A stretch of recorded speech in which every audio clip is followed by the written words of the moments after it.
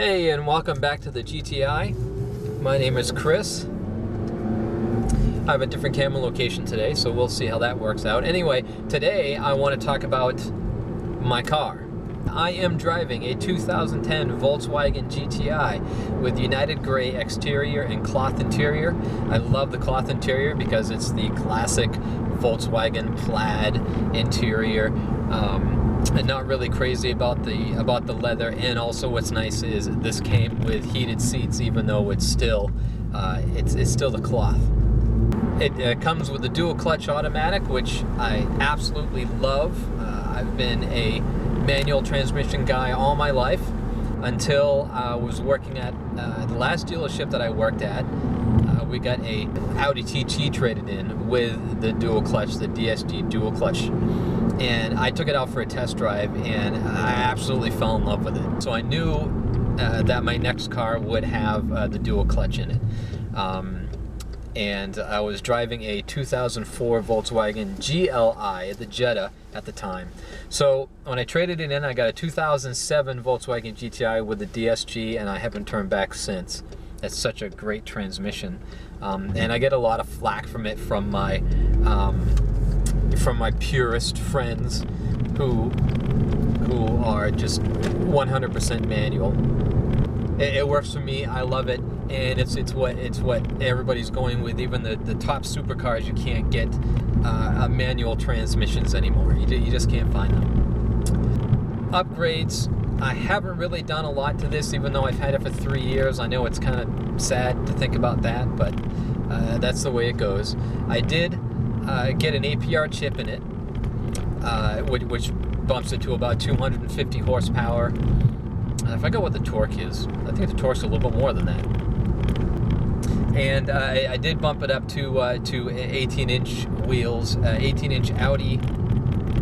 I forget the name of them. It comes on TTs, TTSs, and actually had those powder-coated white.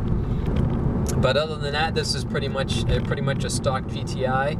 I love it that way. The suspension is perfect for me. I don't need anything. I don't need anything lowered or anything like that. And plus, Massachusetts streets, not a great place for a lowered vehicle. And as you can hear, the suspension is very, very tight. I love the handling.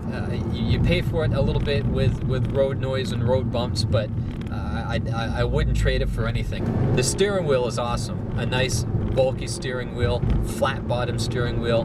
There are no flappy paddles on the GTI. They're actually these little stubs, which actually I did not like, so I bought some aftermarket flappy paddles that actually they just stick on with 3M tape. They just stick on to the little nubs here. I like it better because if my hands are at 10 and 2, then I can reach them. If my hands are down here towards the bottom, I can hit them as well. So the extensions were definitely worth the price. And I almost forgot, I also bought some LED taillights, which usually come on the Golf R, but I like the look of them, so I found them online and installed them. It was a pretty quick install. Love the look. My license plates. Now, I was very lucky to get MK6 as the license plate for Massachusetts. I was surprised that it was available.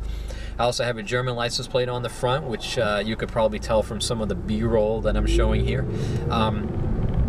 It's actually my last name, and the registration stickers are from Stuttgart, which is where my great-grandparents were from.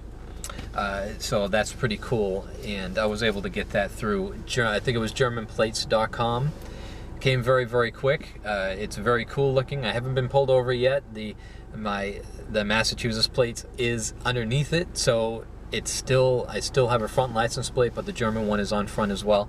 But I haven't had any problems in the 3 years that I've had it. So, and it looks great. It is a head turner. So many people will look at it and catch them off guard. So, 4 years ago, this GTI, this generation GTI, which was the new generation at the time, was my dream car.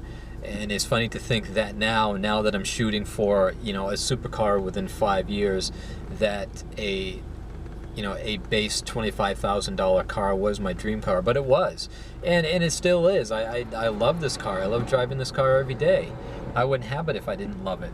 And through hard work and also visualization, I was actually able to get it 3 years ago, and that's my goal with a supercar within 5 years.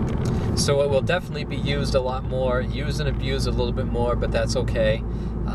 I'm probably going to be switching out. Well, I have to switch out for winter tires pretty soon here. Winter wheels and tires. I'm probably going to go with just plain black 17-inch steel wheels and some nice winter tires to get me through. Next summer, I'm probably not going to go with the same wheels. I'm going to go with something a little bit different. Something with probably a little bit more of a higher profile tire than what I have on it now, just for a little more comfortable ride, because again, this will be the everyday car hopefully next spring, when I'm able to get something that I can really enjoy in the summertime. But again, thanks for watching. Subscribe, and I will talk to you soon.